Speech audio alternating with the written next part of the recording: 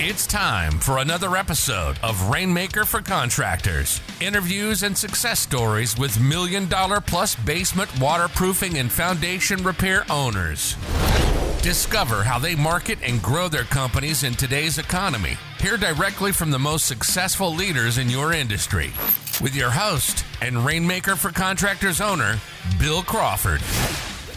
Hey, welcome everybody to the very first podcast of Rainmaker for Contractors. I'm so glad that you have joined us this morning. Today we have a special guest, John Bryant. John, let me ask you to introduce yourself and tell us about you and your company and maybe how long you've been in the business. Thank you, Bill. My name is John Bryant. I've been in the waterproofing industry almost 34 years, long journey. I have a company called AquaGuard Waterproofing, which has been in the Maryland, DC, Northern Virginia. Actually, this is our 30th year in business. 30 years. Holy cow. That's a long time. Mm-hmm. Hey, when you're in the home, how do you position you and your company differently than everybody else in the eyes of the customer? Great question, Bill. First and foremost, we really stress that we've been in business 30 years. And, that's so important to the consumer because everybody in our industry offers a lifetime warranty, and the warranty is only good based on the company that stands behind it. And we really focus on not only the years of experience, but also that we do not offer a cookie cutter approach to every solution. We offer sometimes inside solutions. We sometimes offer outside solutions. Essentially, we fit the needs of the home with the system. That makes sense. Very trustworthy. Yeah, I've been in the industry for 25 years or so, and you and I have seen many, many companies kind of come and go. So if you have a warranty and a company that stands behind the warranty, that's the way to go for sure. Mm-hmm. Means something. Yes. Hey, yes. With all of your really vast sales experience and expertise, I'd love to ask you, several questions about sales. I think our listeners would really benefit from that. First of all, let me just start with a super basic question, which we haven't discussed. Why do you like sales? What draws you to sales? How does it energize you? I started in sales right out of college. I was in the brokerage field. Essentially cold calling back in the 80s. And, I started there. I loved it. I've always kind of been attracted to it. My friends always laugh from high school because they said I was essentially destined for it, I guess. But more importantly, it's a new adventure every day. One day I was in a home with a family of 20. The next day, I'm in a home with a 92-year-old woman who's telling me about, her experiences during the, World War II and, all the different things that she experienced over her life. So the nice thing about sales is not only do you get to help people, but you really get to learn about different people in different places. So true. Absolutely. Love that. And it's my understanding that you believe in a systematic step-by-step sales presentation. Why do you believe that, and what do you see the benefit of that? Over the years, not only have I done waterproofing, I've also done a lot of consulting. So I look at other companies and other industries, and I've always found the most successful ones have a sales culture and have a plan. And if you don't have a set way you go about things that makes you successful, you're kind of walking around in the dark without a flashlight. So, one of the most important things I believe for a successful waterproofing company or any company out there is having a proven successful path and a training that's, showing that new person or that person that's been with you for years, how to do it and how to stay on that path and not get off it. Because a lot of times us as salesmen, we're lazy. So we sometimes start leaving little things out. And that's where usually a slump starts. For sure. I love that. I love that answer. It's I'm a believer in habits and routines. And if you go A to Z every time, I really think you're best serving the customer. You're not going to skip steps. And I love what you just said about human nature. It's truly a sales manager's observation, because we like to take the path of least resistance. And if we think the homeowner is throwing something that looks like an objection, gee, why should we exert the energy when there's a faster way to get out of the house? Because they're not going to buy anyway, right? But that's not our job. Our job is really to serve the customer. So that's great. And why, I can't imagine how many sales that you've put together. Why do you think people ultimately buy from, say, you and from AquaGuard? Well, I've been saying this for as long as I've been in the industry. People buy from you first, the company second, and the product third. And I don't mean to minimize a product, but people want to buy from people they like. And one of the things we stress here with our inspectors at AquaGuard is you're not in there just to fix their problem. You're also there to treat them like a human being, and most importantly, like a family member. What would you do if you were in your parents' house? How would you approach that situation? And we really stress to all of our inspectors, treat them like a family member.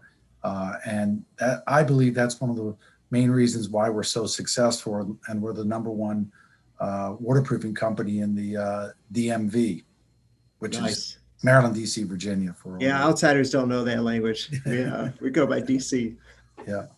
All right. And so you said people buy from people they like. I like that you said we try to treat people like family members. It's a beautiful thing. I'm guessing you're one of these companies that firmly believe if you see an old customer on the sidewalk, you're not going to run to the other side of the street and try to avoid them. That you're probably going to check up on them and say, hey, how's the job holding up? How can we help you? Absolutely. That's sweet. That's a good thing. So do you have one of your favorite sales story that you could share with us?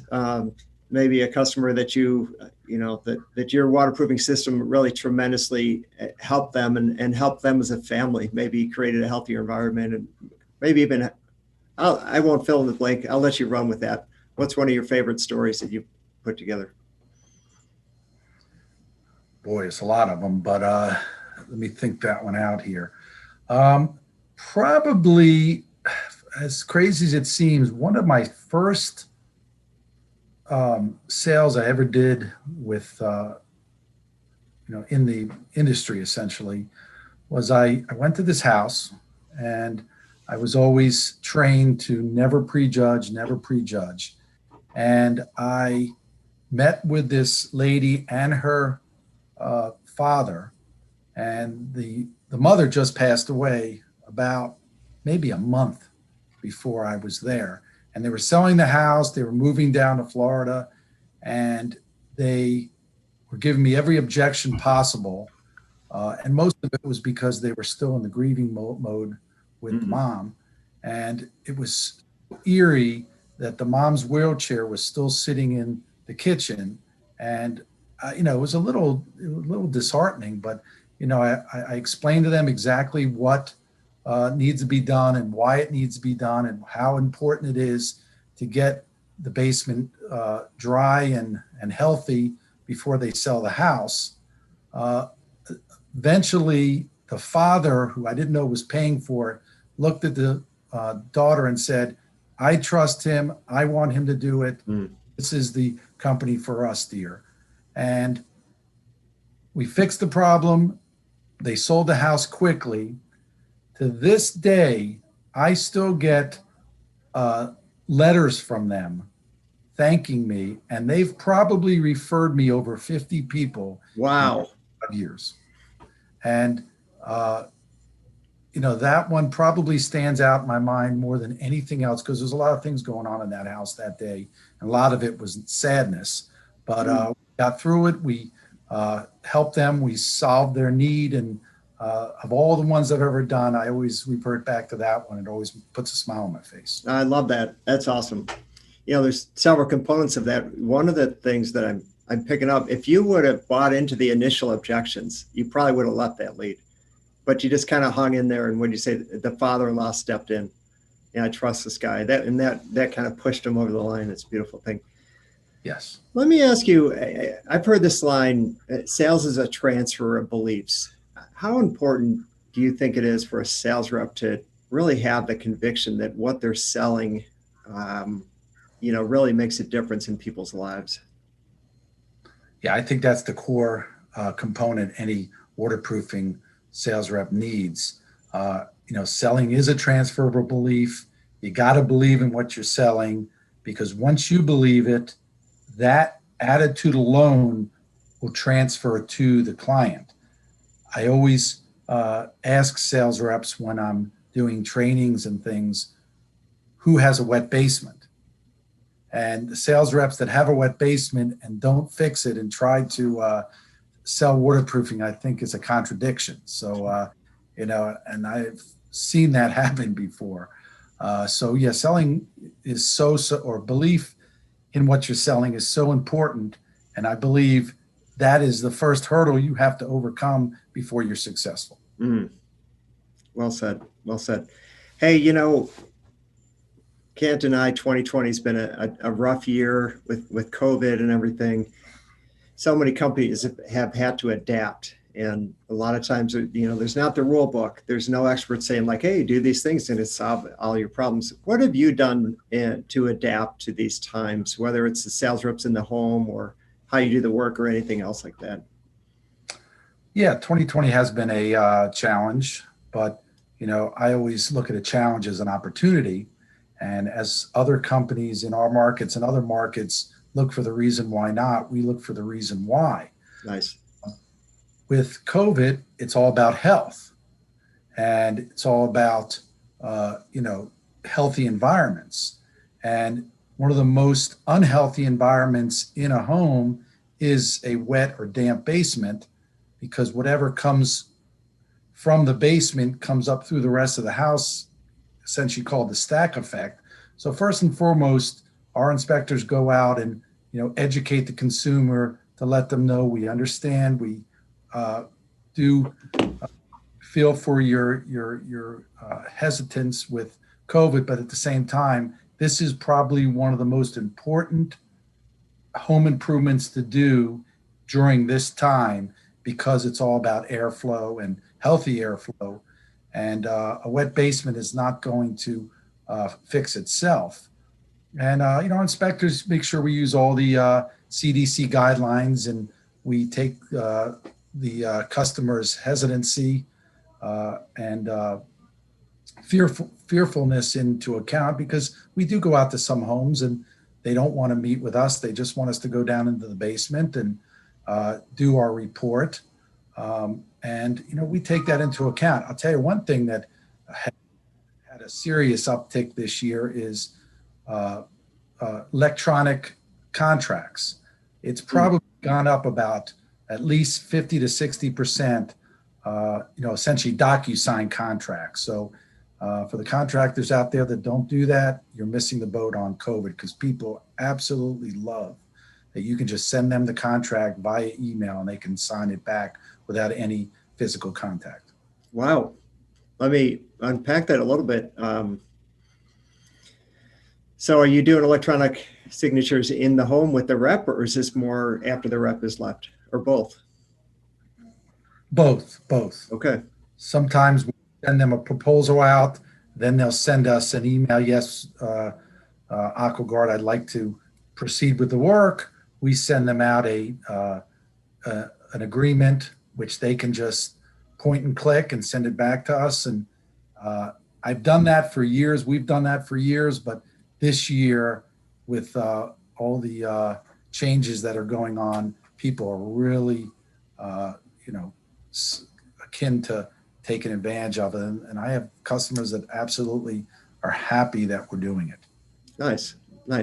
And anything specific you're doing differently? Obviously your reps wear masks. Do your reps wear gloves? Is there any other? So you mentioned kind of going into the basement. You realize some people maybe don't want to hang out with you as much going into the basement. Are there any other kind of really specific things that you're doing, or even any words that you're saying differently in a home with COVID going on? We have a form that we show a customer. Sometimes they take it, sometimes they don't. Just showing how we're conforming to all the guidelines of COVID and the pandemic.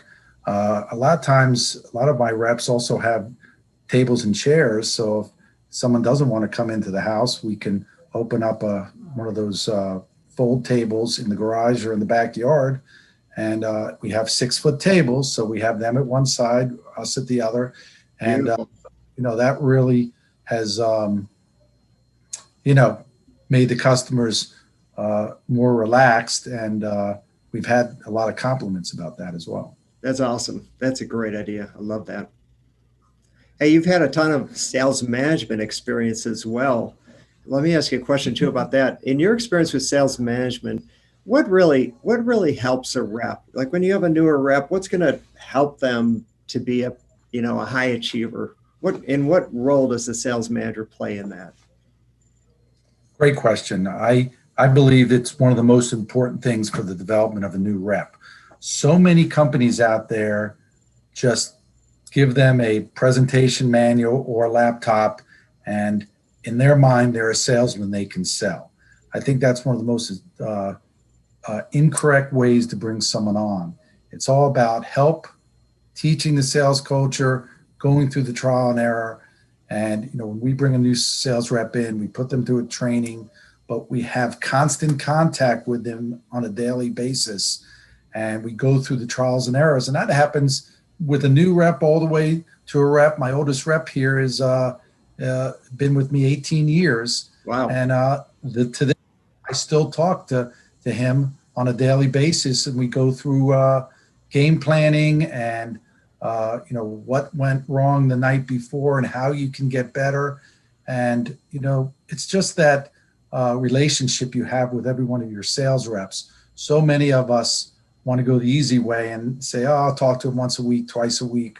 I believe at least daily, if not 3-4 times a week, should be the minimum with communication with your team. That's awesome. That's awesome. Do you guys you ever use texting or Slack or anything with your sales force? I got a lot of old school guys, so no. Pagers then, right? Texting, pagers. Yes. Texting, no, they don't have pagers. Those days are over. You got rid of those last year. Yeah, last year. Yeah, exactly. Right. Yeah. At least with most of them. But we text. Some use email. We have our sales meetings, of course. But we haven't gone to that next level yet. But I guess the best way to put it is we're still texting. And a lot of times, one of the most important things I believe with that communication is when one rep sells, he texts or she texts out to the rest of the group, and everybody as a whole embraces it, pushes them to succeed because they just saw one of their fellow teammates succeed. And that's a big deal that we've been doing for years. Nice. That's awesome. How about sales meetings? Do you do sales meetings? And if so, what would you say? What's the theme of them? Are they more motivational? Are they more educational? Is it training? What if I was sitting in one of your meetings? What would it feel like? Well, our sales meetings have different components to it. Of course, the first thing we do is we go over attaboy of the day or a great example of some way we helped a homeowner. We always kind of start the meeting with that.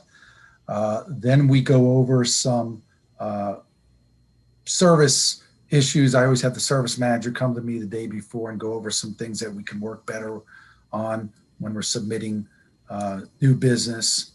Also some new technology or new ways we approach things. Also, I'll bring the head production manager in a lot of times, and he'll go over some technical information. And then we get into a part of the presentation. Every week we talk about a certain part of the presentation. if it's A to Z, we might go over B this week, D next week, XYZ the next week. And then last but not least, we go over some closing on how we can better suit the customer and how to get them to actually want to fix the problem now. Because I find a lot of times when a homeowner puts this type of service off, they're calling you back during the next rain when the basement floods again. So our sales meetings have different components to it, but we're pretty consistent week in and week out. Got it. Hey, do you have any tips for sales reps, whether they're new to the industry or long time, like any habits or routines that are whether it's a mindset or a book, or what comes to mind for tips for sales reps? First and foremost, work on yourself. Always read, or if you're not a reader, listen to audibles. Audibles are very easy. You can listen to them in the car, but you got to work on yourself first, because sales, regardless of how much help your company gives you, it's still a lonely business, and you're still out on an island, I believe. So first and foremost, work not just on your own self-being, but your attitude. Attitude determines your altitude, somebody famous once said. But also make sure not only do you know exactly what your company does, go out to the site and look at the project while the installation is happening, because you learn so much about that. And real important, when you have a odd job, and what I mean by that is something out of the norm, like a house without a footing, or a monopore where the footer and the floor are one continuous pour. Make sure you go out and take pictures of that, because that will strengthen the next time you encounter something like that. And then last but not least, know your competition. And I think that's so important. In fact, there's 10 traits of successful sales reps, and one of them is know your product and know your competition. If you don't know what others do in your marketplace, shame on you, because sometimes you're not comparing apples to apples. Really, it's apples to oranges, and you need to know what everyone does. And I think the best reps out there are the ones that not only know their product, but know their competition's product. That's awesome. Nice. Hey, last thing I'll ask you, do you have a favorite sales quote? You got one in there. You alluded to one. You said, attitude determines your altitude. I bet you there's about 20 more in that 30-year experience of yours. So you're going to make me think about that. The one that I like the most, and it's been said a whole bunch of different ways, but it's by Abe Lincoln. Good things come to those who wait, but only things left by those who hustle. And I find that many that wait for good things to happen, they never get to them. And the ones that really work hard and hustle and learn, their industry are the ones that usually get immediate satisfaction. So that's probably the one I've always enjoyed. And, Honest Abe is always one of my favorite. That is awesome. John, it's been a pleasure for me to have you on the show. Thank you so much for your time. Appreciate all your great advice, and hope to have you on the show very soon. Thanks so much. And thank you for inviting me. Absolutely. You've been listening to the Rainmaker for Contractors podcast, where basement waterproofing and foundation repair business owners and industry experts share marketing and sales information that helps you reach more customers. Please leave us a review on iTunes or your favorite podcast platform, and get all of our show notes at rainmakerforcontractors.com/podcast.